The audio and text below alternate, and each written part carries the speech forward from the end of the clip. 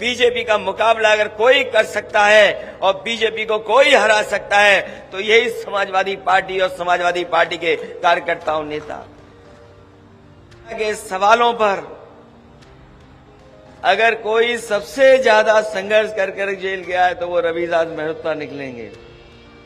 ये लड़ाई बड़ी है, हमारा कोई ऐसा सपना नहीं है कि हम उस स्थान पर पहुंचे, लेकिन हम समाजवादियों का यह सपना जरूर है कि जो समाज में बांटने वाली ताकतें हैं उनको सत्ता से बाहर निकालने का काम हम लोग मिल करके करें। और अगर पीछे मुड़ करके देखें हम, जिस समय पिछला लोकसभा चुनाव था 2019 का, उस समय भी समाजवादियों ने कोशिश की थी और वो ऐतिहासिक फैसला लिया था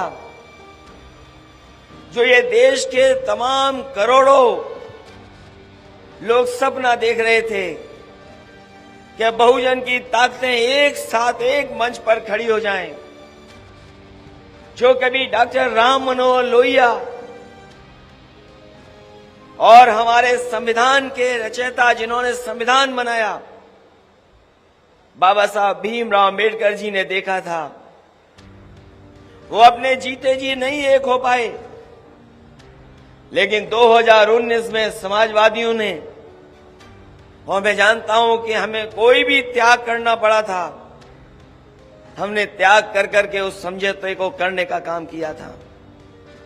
अगर देश में देखें, अगर किसी ने भारतीय जनता पार्टी से डट करके मुकाबला कर करके और लोकसभा की सीटों को हराने का काम किसी ने किया था तो 2019 में समाजवादी लोगों ने मिलकर के बाबा साहब भीमराव अम्बेडकर जी के सिद्धांतों को लेकर के आगे बढ़ करके उन्हें हराया था। हम लोग जो समाजवादी लोग जो चाहते थे कि बड़ी जीत हासिल हो, लेकिन जिस तरह के लोग सत्ता में हैं उन्होंने हर चीज का दुरुपयोग किया, हम कामयाब नहीं हुए। उसके बाद दोबारा समाजवादियों ने और हम लोगों ने मिलकर के 22 का चुनाव लड़ा था। जो हमारी विचारधारा से मिलते जुलते लोग थे, जो उस समय संघर्ष कर रहे थे बीजेपी को हटाने के लिए, उन सबको साथ ला करके हम लोगों ने एक मंच पर एक गठबंधन तैयार किया।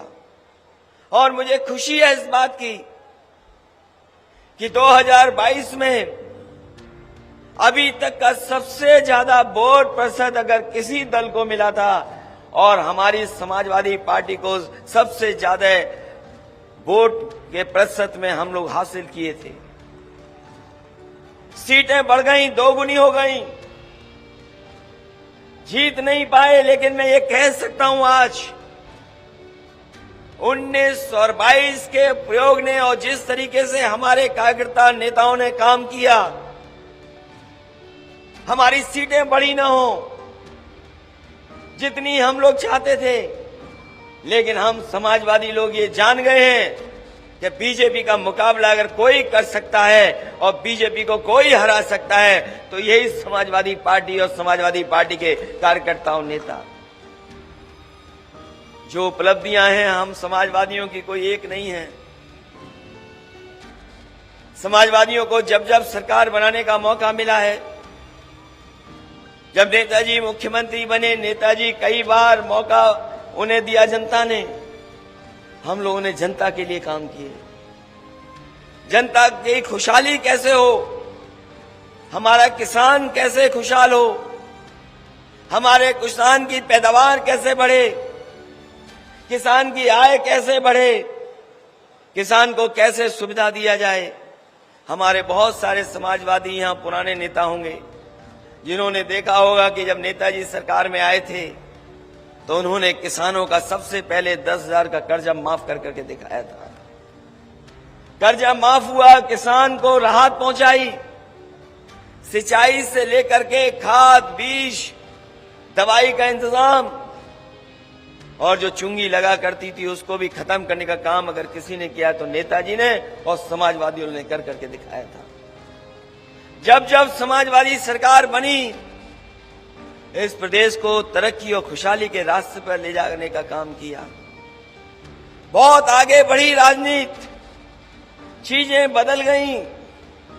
और जब समाजवादियों को पिछली बार मौका मिला, हमें खुशी है इस बात की कि जो काम पिछली सरकार में समाजवादियों ने करके दिखाए, वो न केवल उत्तर प्रदेश के लिए बल्कि देश के तमाम प्रदेशों के लिए वो उदाहरण पेश हुए जो समाजवादियों ने उत्तर प्रदेश में काम कर करके दिखा दिए। कोई कल्पना नहीं कर सकता था कि जो घोषणा पत्र हम लोगों ने रखा था जनता के बीच में, उसको पूरा का पूरा अमल कर करके और उससे ज्यादा काम कर करके हम लोगों ने दिखाया। जिस शहर में हम लोग बैठे हैं, हालांकि बहुत सारे हमारे नेता इस बात को कहते थे कि लखनऊ में आपने ज्यादा काम कर दिया। मुझे याद है नेताजी भी कहते थे लखनऊ में आपने बहुत समाजवादियों ने काम किया है। ये जो मेट्रो चल रही है, रिकॉर्ड टाइम में देश में अगर किसी ने बनाने का काम किया था तो समाजवादी सरकार ने शहर को मेट्रो दे दी। ये चर्चा होती थी नदियां कैसे साफ हों, और जिन्होंने अखबार पढ़ा होगा कल, वो देखा होगा उन्होंने कि हाई कोर्ट ने कहा है कि गंगा को सफाई करने में ये सरकार धोखा दे रही है। और ये पहली बार कोर्ट की टिप्पणी नहीं है। कभी एनजीटी ने, कभी सुप्रीम कोर्ट ने, कभी हाई कोर्ट ने इस तरह की टिप्पणियां की हैं सरकार पर कि जिस तरीके का काम सरकार में गंगा सफाई को लेकर के और नदियां सफाई को लेकर के चल रहा है, इसमें बड़े पैमाने पर लूट और धोखा हो रहा है। अगर किसी ने उदाहरण पेश किया था कि शहर के अंदर नदियां कैसे साफ बह सकती हैं, तो समाजवादियों ने गोमती को साफ कर करके दिखाया।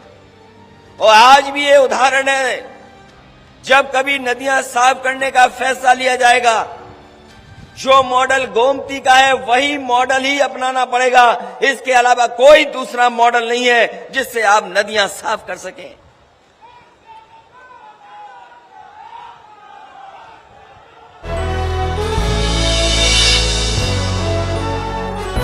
आप देख रहे हैं भारत न्यूज, हर खबर आप तक।